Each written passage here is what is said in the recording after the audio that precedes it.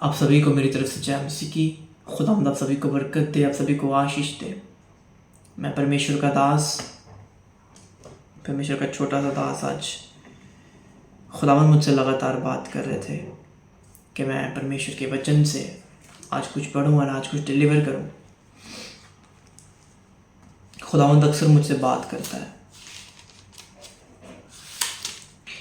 और जब वो बात करता है तो वो गहरे भेदों को मुझ पर खोल देता है।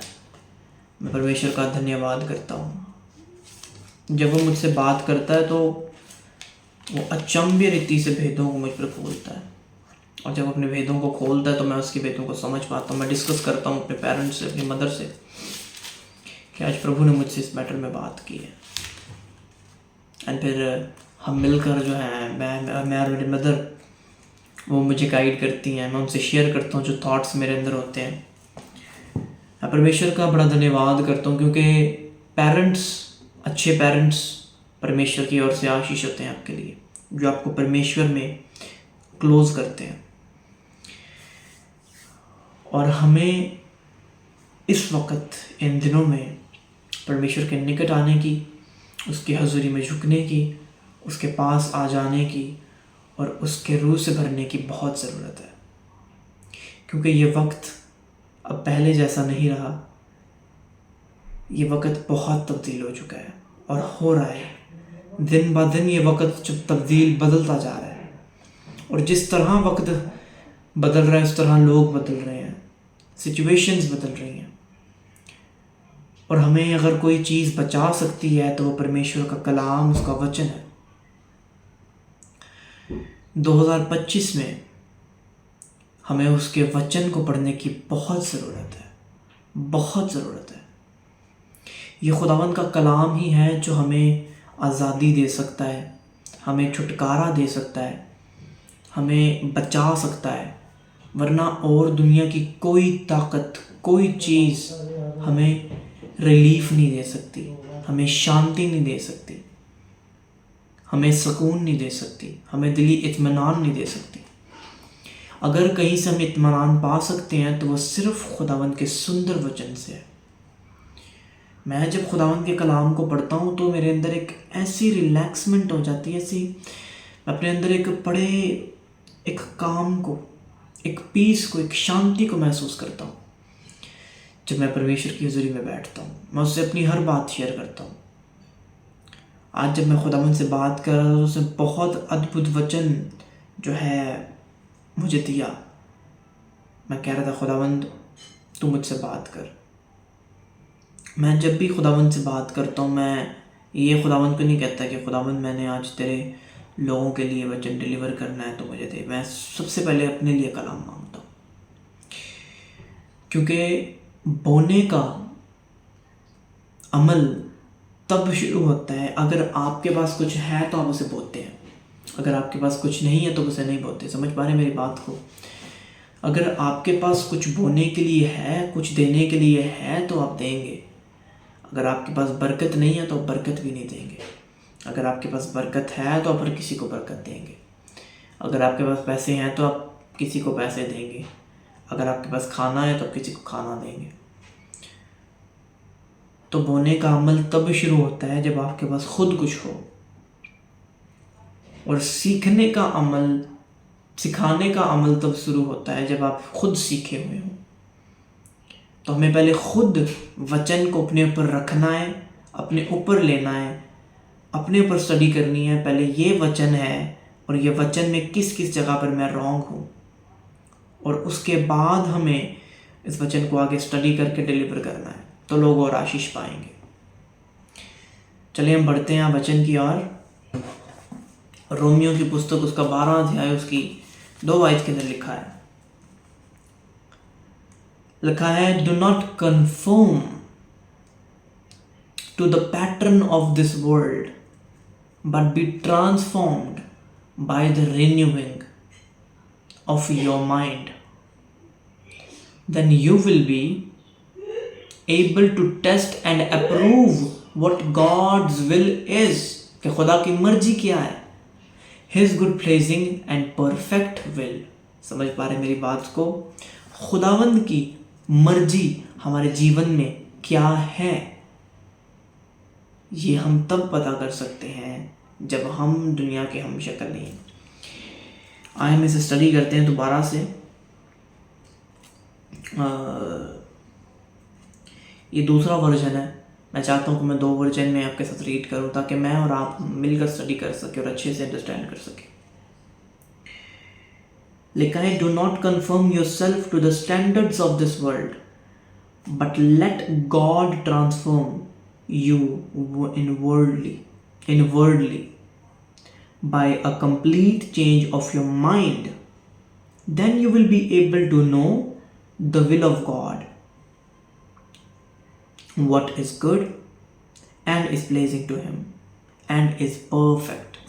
समझ पा रहे हैं मेरी बात को? हमें दुनिया का हम शक्ल नहीं बनना।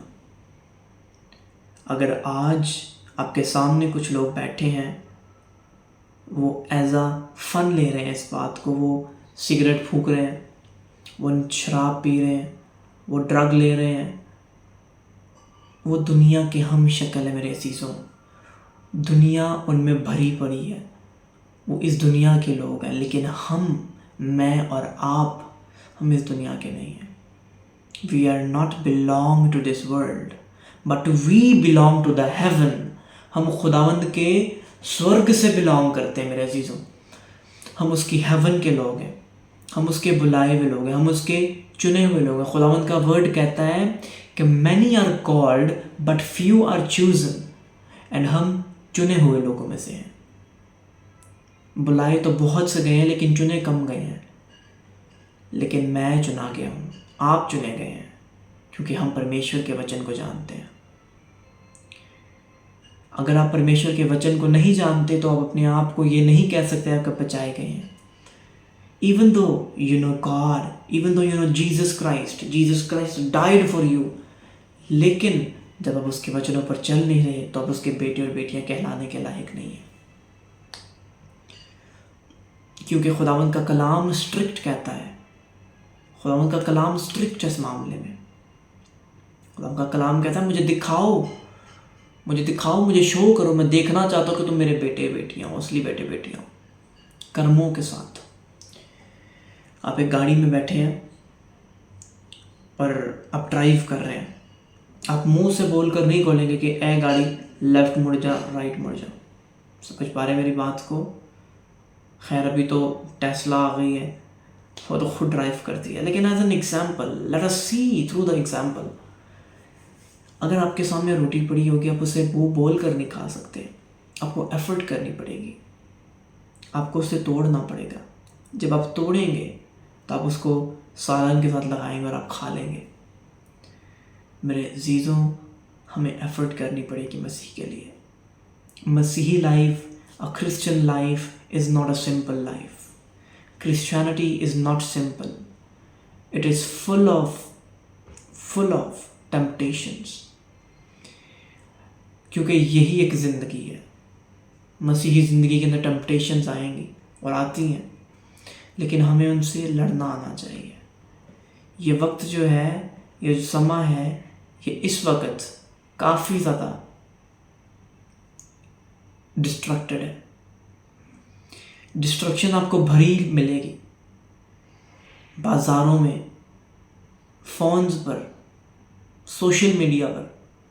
ख़ासकर मैं यंग यूथ को ये बोल रहा हूँ कि हमें अपने माइंड्स को डाइवर्ट करना है, हमें अपने आप को डिस्ट्रक्ट नहीं करना, क्योंकि अगर आप एक बार डिस्ट्रक्ट हो जाएंगे, आपके लिए वापस आना मुश्किल होगा अगर आप खुदावंद के कलाम को नहीं जानते।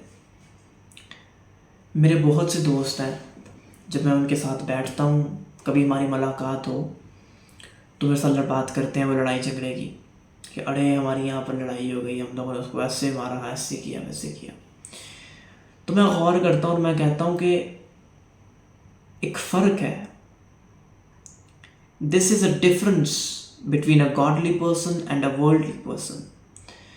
संसारिक व्यक्ति जो है वो अपने आप को हमेशा दुनिया की चीज़ों से भरा पाएगा, और एक गॉडली, एक आत्मिक पर्सन जो है वो अपने आप को हमेशा चाहेगा कि वो खुदावंद के रूह से भरे। उसकी ज़िंदगी के अंदर पहला एक प्रायोरिटी उसका परमेश्वर होगी, उसकी ज़िंदगी के अंदर पहला मकसद, पहला स्थान उसके खुदावंद को होगा, तब वो एक आत्मिक व्यक्ति है। लेकिन अगर आपके अंदर स्पिरिट की कोई बात ही नहीं है, आप हमेशा दुनियावी बातें कर रहे हैं, आप पहले तो खुदावंद का नाम ले रहे हैं, बाद के अंदर जाके आप निंदा कर रहे हैं, लोगों की चुगलियाँ कर रहे हैं, ये आत्मिकता नहीं है। This is not a spirituality. आज जो दुनिया के गंध है वो दुनिया को एंजॉय कर रहे हैं। समझ पा रहे हैं मेरी बात को? दुनिया का जो गंध है ना, मैं आपको एक्सप्लेन करना चाहता हूँ। जैसे कि स्मोकिंग हो गया, ड्रिंकिंग हो गया, ये गंद है, लेकिन लोग इसे एंजॉय कर रहे हैं। लोग इसे पता क्या लेते हैं? लोग इसे लेते हैं कि एक एंजॉयमेंट है, this is a coolness, but this is not cool, this is a foolishness, because आप लोग अपनी हेल्थ के साथ खिलवाड़ कर रहे हो। जो परमेश्वर ने मना किया आप वो कर रहे हो, और इसीलिए आप परमेश्वर के डिसोबीडिएंट बेटे हो। परमेश्वर हर एक जन से प्यार करता है। खुदावंद के कलाम के अंदर लिखा है कि वो पापियों से प्रेम परंतु पाप से नफरत करता है।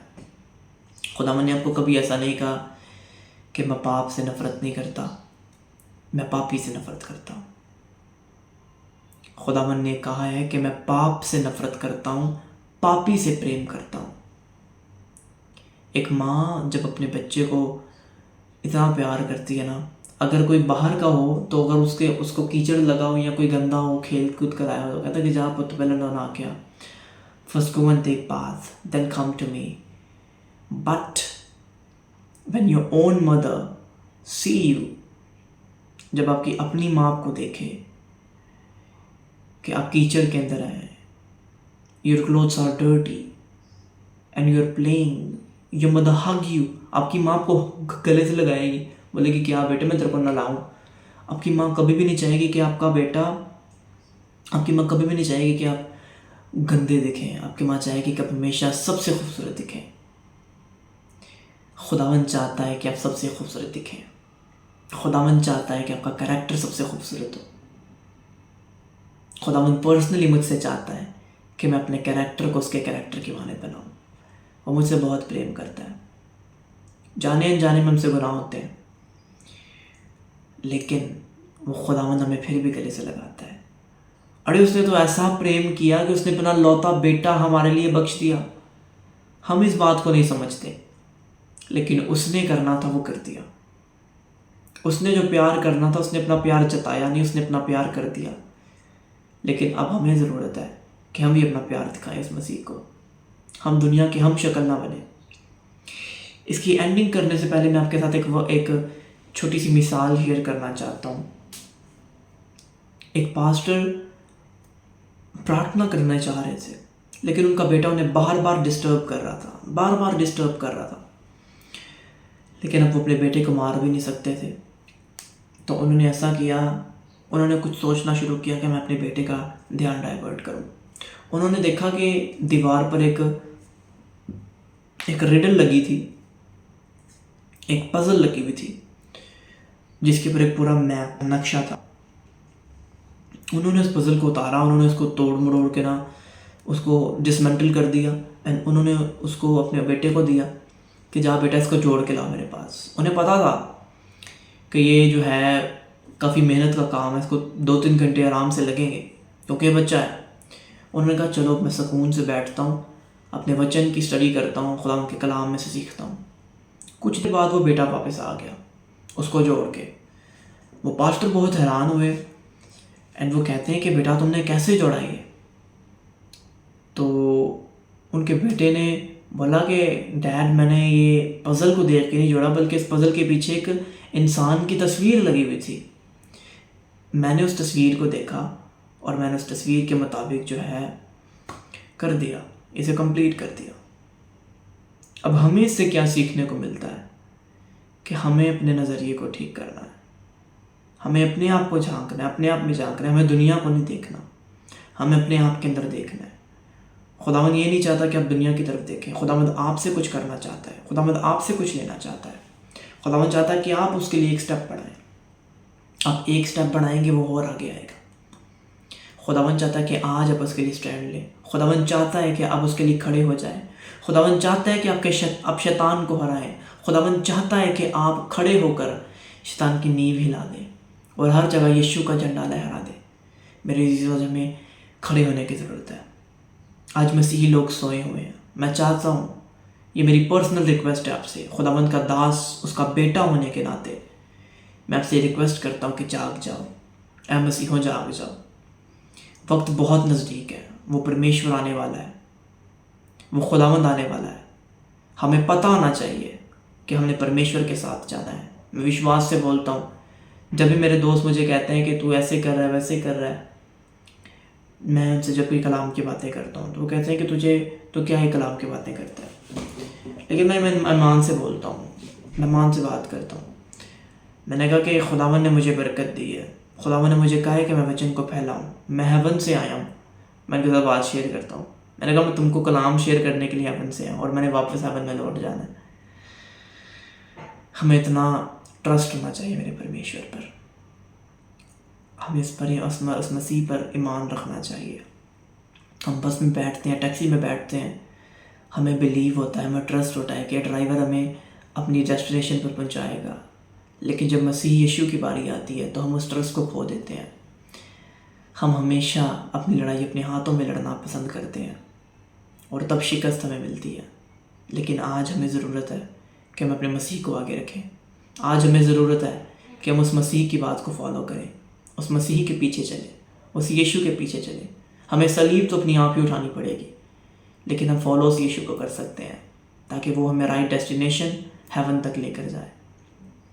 मैं विश्वास रखता हूँ कि आज का वचन आप लोगों की ज़िंदगी में बरकत को लाएगा। जितने लोग मुझे देख रहे हैं, मैं आप सभी को ब्लेस करता हूँ यीशु के नाम में। खुदावंद आप सभी को बरकत दे, खुदावंद आप सभी को कसरत से इस्तेमाल करे। मुझे अपनी दुआओं में याद रखिएगा, मुझे अपनी ब्लेसिंग्स में याद रखिएगा। खुदावंद आप सभी को बरकत दे। आप सभी को मेरे घराने की तरफ से जय मसीह की। प्रभु आप सभी को आशीष दे। God bless you all.